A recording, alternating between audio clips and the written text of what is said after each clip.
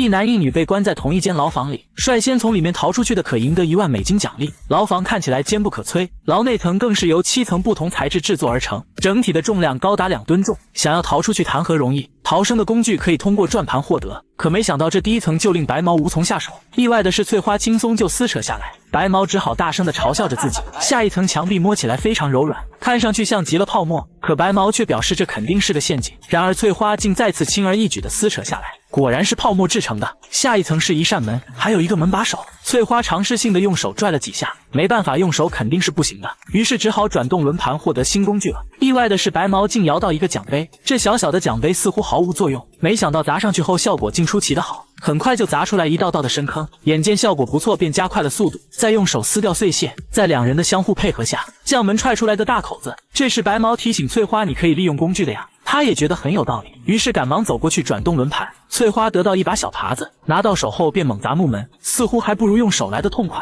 2人配合着将木门全部拆卸下来。第4层是由很多玻璃瓶子组成的，最外层全部用胶水粘连着，看上去坚固无比。白毛再次转动轮盘获取工具，结果竟只抽到了一堆积木。塑料遇见玻璃，傻子都知道不可能有任何效果。于是翠花摇转盘，这次抽到了一个方向盘，非常轻松的就将玻璃砸碎了。翠花不愧是新一代猛人，很快便将眼前的玻璃瓶子差不多全消灭了。看着翠花的成果，白毛惊讶不已。随后他也抽到了一个高尔夫球杆，朝着已经碎过的地方继续砸，可砍砸了半天，结果也只是砸碎了一些渣渣。眼见他笨手笨脚的，翠花再次转动轮盘获取工具，这次得到一把大钳子，他快速的将铁丝全部剪断。第5层墙壁也暴露在眼前，这是由10几根钢管组成的，根本就拽不动。白毛只好再次获取新工具，他竟只得到一把吉他。你确定不是来搞笑的吗？意外的是根本没有出现意外，刚砸几下吉他就报废了。翠花只好赶忙出手相助，她得到一双钢爪，将它伸进钢管里，尝试着掰开钢管，然而钢管非常结实，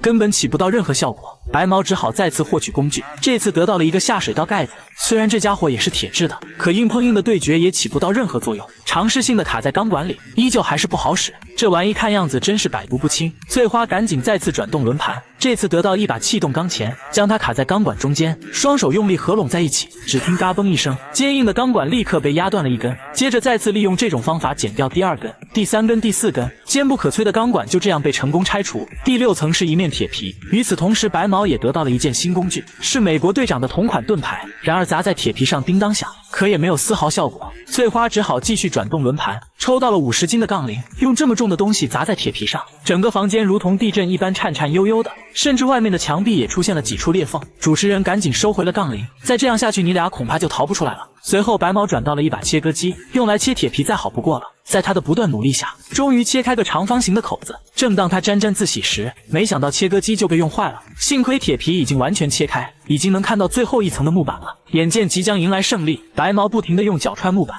可根本踹不开。他们只好再次转动轮盘。翠花摇到了一个流星锤，用力砸在木板上，最外侧的破损也是越来越明显，很快就将墙壁砸穿。再扩大一点面积，翠花便尝试性的钻出来，终于成功逃出去了。随后白毛也紧随其后的从里面逃了出来。他觉得翠花的胜利实至名归，完全是自己实力不济。恭喜翠花赢得了最终的胜利。那么问题来了，如果是你，能够战胜一个女人吗？